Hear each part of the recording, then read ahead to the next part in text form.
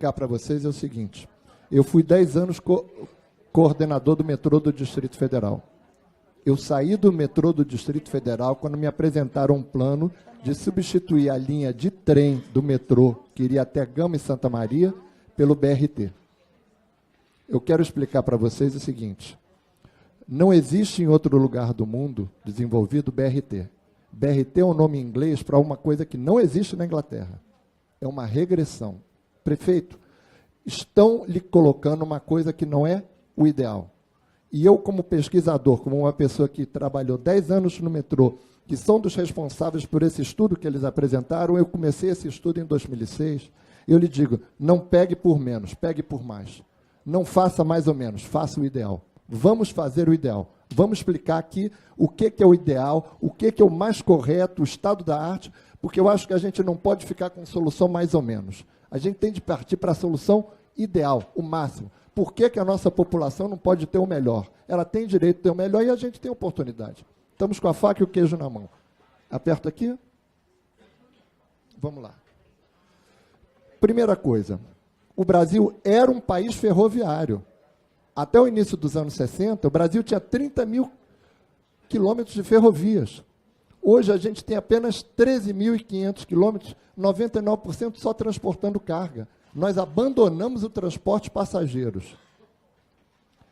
Qual é a consequência por isso? Caímos, né? Você vê, nós tínhamos uma curva até 1958, que a gente tinha mais de 35, 39 mil quilômetros, e aí caiu. Você vê a curva.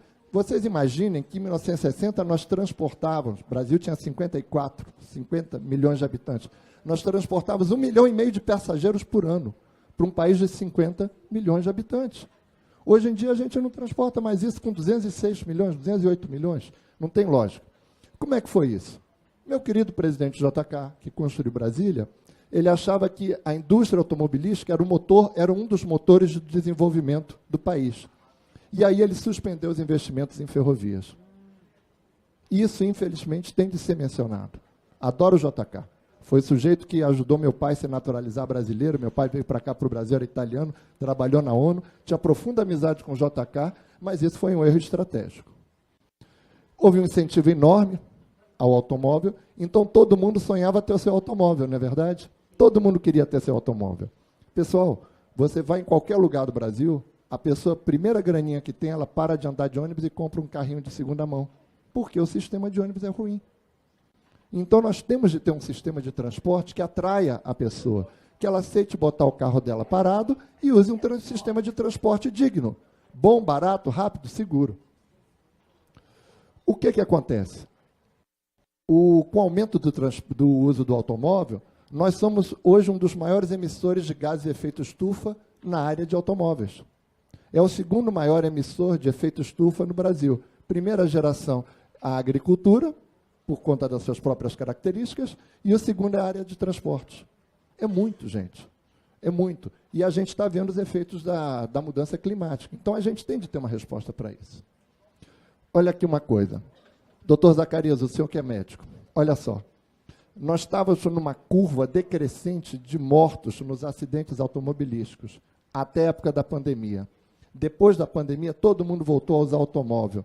Nós voltamos a crescer. Nós temos mais de 33 mil mortos por ano de acidentes de automóveis, fora os sequelados, fora aqueles que morrem 1 mês, 2 meses depois, que não entram nas estatísticas. Isso é um peso que vai para a Previdência. É a Previdência Social que paga isso. Então, se a gente consegue tirar essa população do automóvel e botar no sistema metroferroviário, nós estamos reduzindo esse impacto na Previdência. Isso é 68, quando chegou o primeiro trem em Brasília. Ele veio de São Paulo, passou por Belo Horizonte até a estação Bernardo Saião, entre o Núcleo Bandeirante e Guará, onde a gente também estuda que vai ser uma das estações do projeto. Esse trecho foi construído pelo 2º Batalhão de Engenharia Ferroviária do Exército, Batalhão Mauá. Hoje em dia não existe mais batalhões ferroviários de engenharia ferroviária, é só de engenharia. Por quê? Porque o Brasil abandonou o sistema ferroviário. Então, nós estamos carentes de pensamento metroferroviário, isso é grave. Por isso que essa iniciativa de, se a gente tocar esse projeto agora, ele vai servir de efeito demonstração em todo o Brasil. Ele é muito importante porque aqui na capital, a gente fazendo isso, vai servir de demonstração para o resto do Brasil que isso é um modelo viável e eficiente. Isso daqui é a estação de Lusiânia abandonada. Se chama Calambau, ou algumas pessoas me referiam como Calambaú. Eu já achei as duas maneiras. Está lá abandonada. É nossa, gente. Isso é nosso. Então está à disposição. Pode ser a estação, ponto final, de Lusiânia. É possível que a gente utilize também fazer alguma estação mais para fora de Calambaú, porque a gente precisa deixar a estação mais próxima das pessoas. Então é provável que a gente estude uma outra solução. Mas a gente também já pensou de como poder fazer isso. Essa estação IP, no Jardim Ingá, está lá. Essa estação Bernardo Saião, aqui entre o Guará e o Núcleo Bandeirante. E essa estação rodoferroviária, que era a antiga estação ferroviária. Perfeito?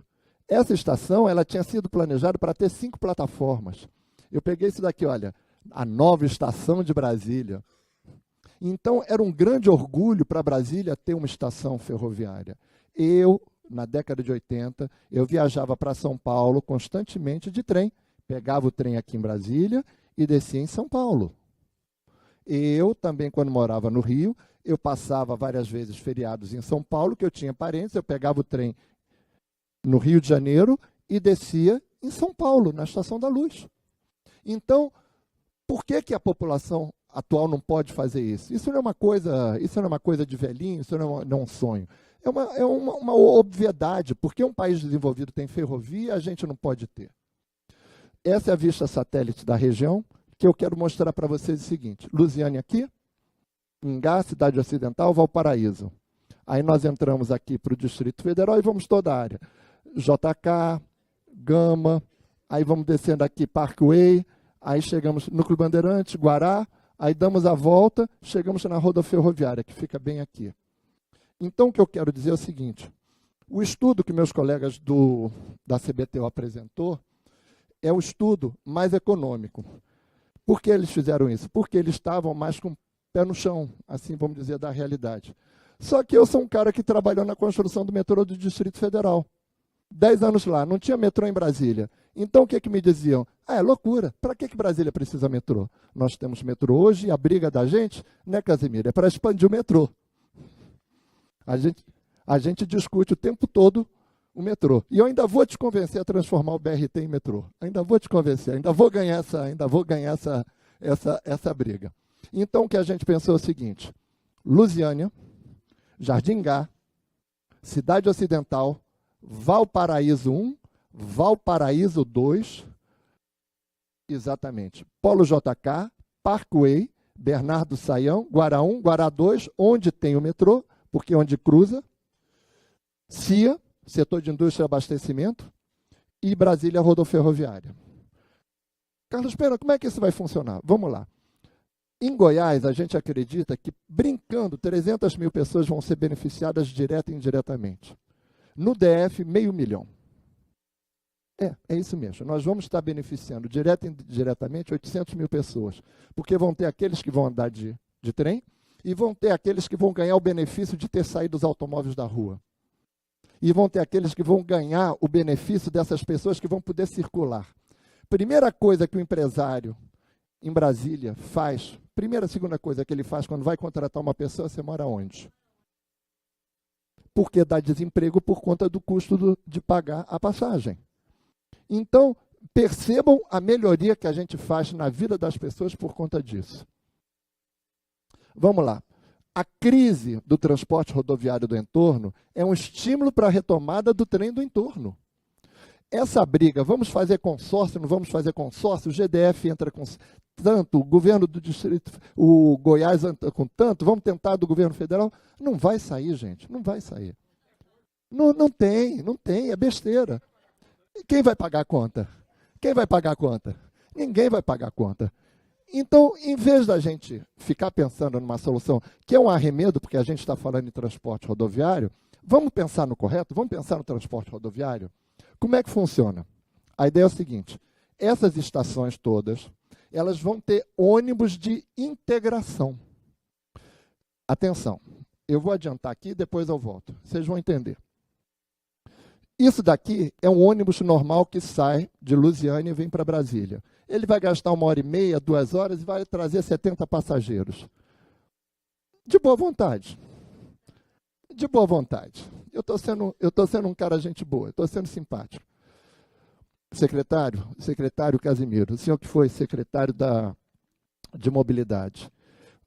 Esse ônibus é um dos ônibus mais caros, não é verdade? Porque o passageiro entra na origem e desce somente no destino. Não tem um entra e sai. Aí o que acontece? O índice de passageiros por quilômetro é baixo e ele fica caro. Ou você põe uma passagem muito cara, ou você vai querer que o governo entre com subsídio. Ou ambas as coisas. E aí está feita a confusão. Se em vez disso, a gente faz o trem fazendo a distância longa e os ônibus fazem a ligaçãozinha curta, por exemplo, lhe respondendo, prefeito, do Novo Gama até a estação mais próxima, 6 quilômetros. 5,6 quilômetros, esse ônibus ele faz viagens curtas, 10, 15 minutos, transporta uma quantidade de passageiros maior, seu custo é mais baixo, sua passagem é mais baixa, ele trabalha de maneira inteligente, entendeu? Você tem um índice de passageiros por quilômetro muito mais alto.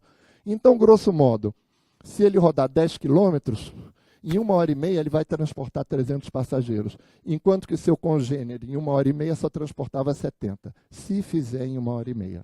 Beleza? Voltando aqui, então, aqui para trás para poder explicar. Como é que isso funciona? Você tem 2 opções, 3 opções. Você compra uma passagem que já tem o preço do ônibus embutido, para a pessoa pegar o ônibus e depois pegar o trem. Ou compra uma passagem que já tem ônibus, trem e ônibus, para quando ele descer pegar um outro ônibus. Ou você tem as passagens em separado. E aí você trabalha com uma tarifa muito baixa para esse ônibus Exatamente, para esse ônibus da integração. Agora, o que acontece? Vamos lá, voltando aqui. Por que o VLT é tão interessante? Porque enquanto que eu ponho um ônibus de, no máximo, 100, 120 passageiros, exatamente, numa condição quase desumana, quem já andou no BRT do Rio de Janeiro, a condição não é desumana, a condição é pornográfica. Sabe, eu desci na estação Jardim Oceânico, na Barra, e fui pegar o BRT, porque eu queria ir lá no Recreio, resolver um assunto de minha mãe. Aí eu saio de um trem de metrô de 2.000 passageiros e entro num BRT de 120 passageiros. Não cabe. Então a situação era tão dramática que eu tinha vergonha, eu pedia desculpa para as moças, elas riam para mim. Ih, meu Deus, não sabe de nada, coitado. Porque é uma coisa assim extremamente desumana, aquela quantidade de gente. E já com... Como? Santa Maria, não é diferente? Então, o que nós temos? Com o VLT, nós vamos aumentando a quantidade de carros. Se nós temos um horário de pico, nós aumentamos a quantidade de carros acoplados. Se nós temos um horário de quando não é pico, o pessoal fala pico e vale, né? Então, traduzindo, porque fica uma linguagem assim técnica da gente de transporteiro, pico é quando dá o grande movimento e o vale é quando dá o pouco movimento. A gente usa um VLT menor, que tem uma vantagem. Então, isso é bem interessante. Aqui, conhece esse jovem aí ao lado? Ele e o governador Ibanez. Foi aquele teste. Isso, nem me fale. Então, o que acontece? A gente sabe, então, que já existe possibilidade. Já é admitida essa possibilidade. Isso é importante. E como é que a gente operacionaliza isso?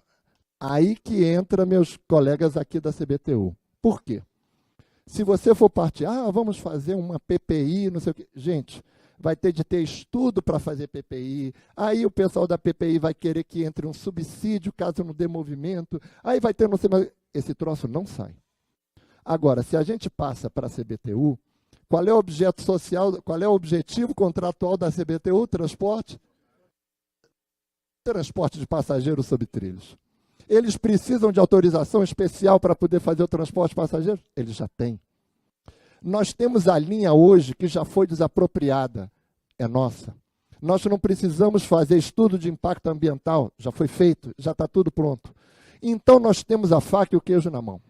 Exatamente. Nós temos a faca e o queijo na mão. Se a gente souber cortar, a gente come a goiabada e o queijo e todo mundo fica feliz. Então o que acontece? A CBTU foi, infelizmente, colocada como uma das empresas a ser privatizada, junto com a irmã dela menor do Rio Grande do Sul, a Transurb, que voltou a funcionar agora após a enchente, fazendo um trabalho notável, porque as pessoas não têm transporte e ela está transportando. Olha como é que são as coisas. A CBTU opera VLTs. Não. Então, o que acontece? A CBTU já opera VLTs. A CBTU pode contratar VLTs. E aí que entra a grande coisa interessante. Senador, deputada, olha que coisa interessante. Se a gente já tiver o autorizo, o vamos tocar ou vamos fazer, a gente não precisa fazer uma operação experimental de 1 ano. A gente começa a operação experimental, tudo bem. Mas a gente já manda construir os VLTs, porque, como a gente diz, isso não fica numa prateleira do supermercado que estão parados, que podem ser utilizados. O que eles são da Bom Sinal ou são da Bom Sinal? Qual é a manutenção deles? O motor deles dá para trabalhar? Dá? Então isso é importante. Porque nós tínhamos algumas fábricas de metroferroviárias no Brasil. Com o abandono do sistema ferroviário, elas fecharam. Uma dessas foi a Bom Sinal, que ficava lá no Ceará. Agora, os técnicos dela foram para o Rio Grande do Sul e agora a Marco Polo está produzindo VLTs. Inclusive, ofereceu também para a gente, à vontade. Então, o que acontece? Aqui explicando, qual é as vantagens da CBTU? O objeto social dela?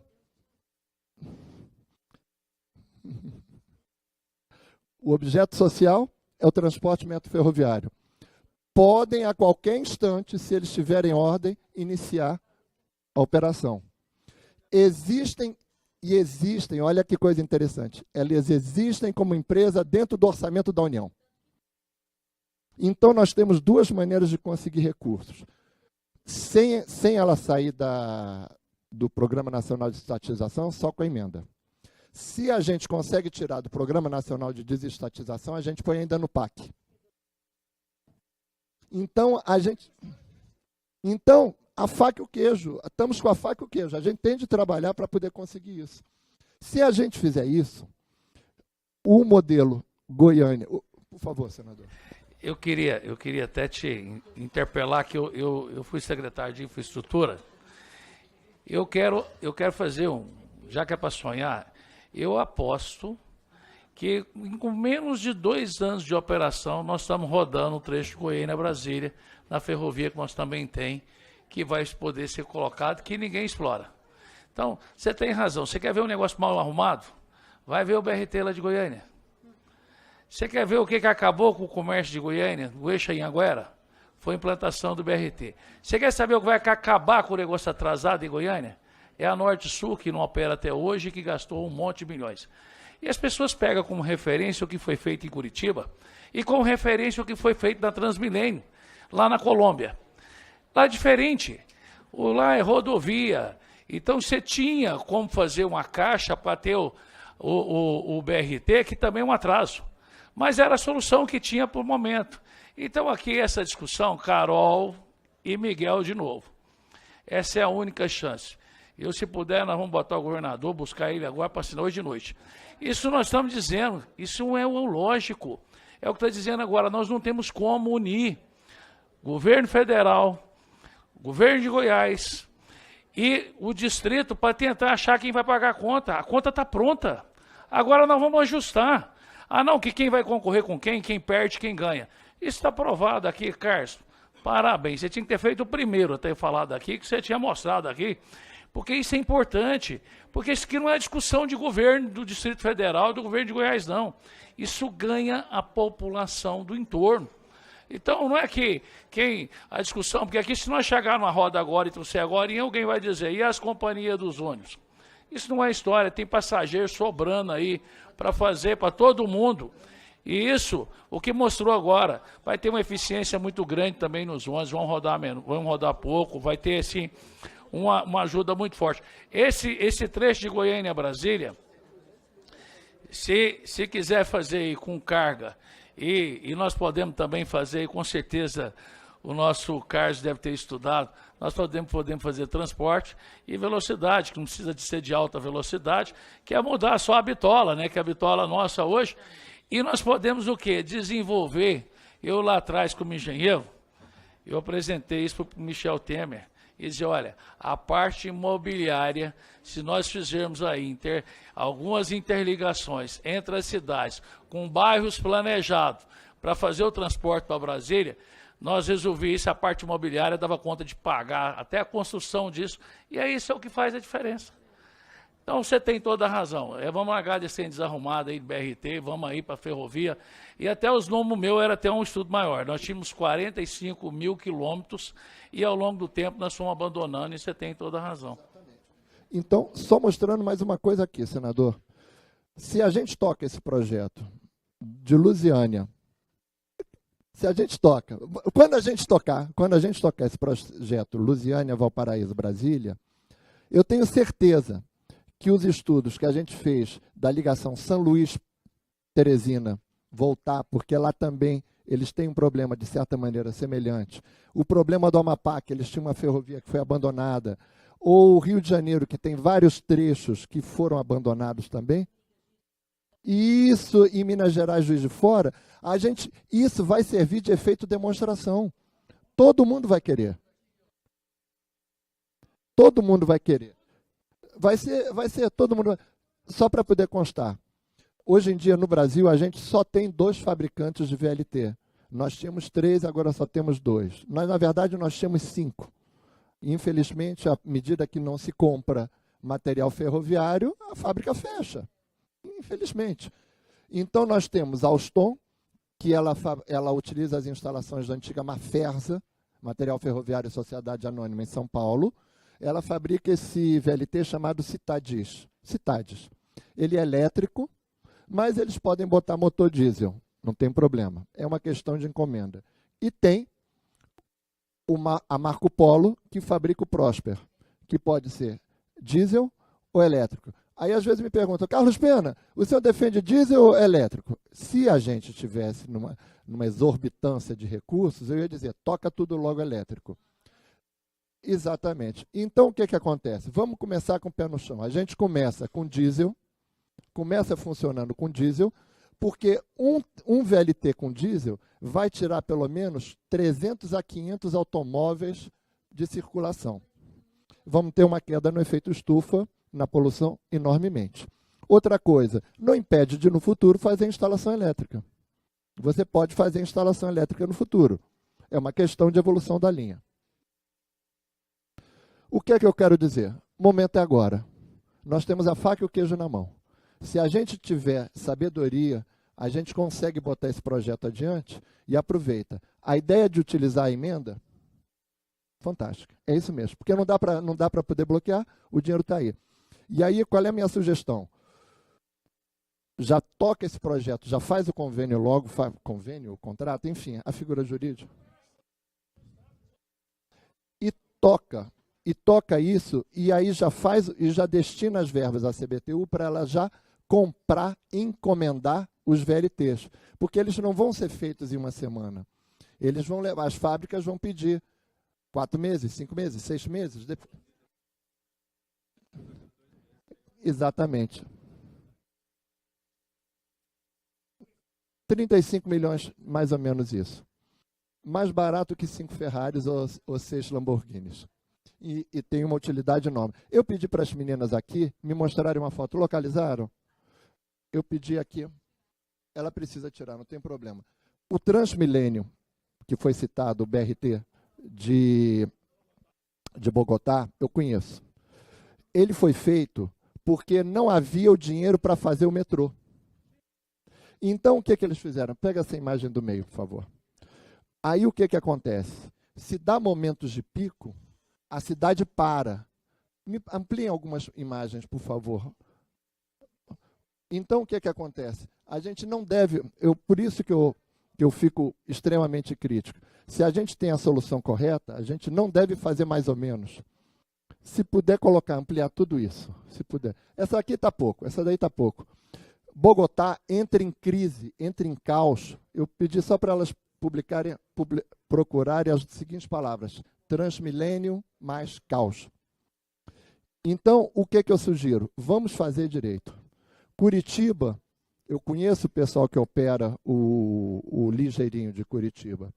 Eles colocam a grande briga interna é quem vai ter coragem de assumir que tem de fazer o metrô em Curitiba. Porque o sistema se esgotou.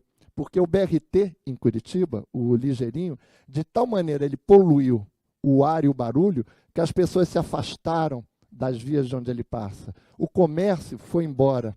Todo mundo abandonou. Exatamente. Exatamente. Então, o que, que acontece? E se você põe o VLT, as pessoas querem ficar lá com ele. É isso, pessoal. Muito obrigado a todos. Mas, Carlos, obrigado aí pelo conhecimento.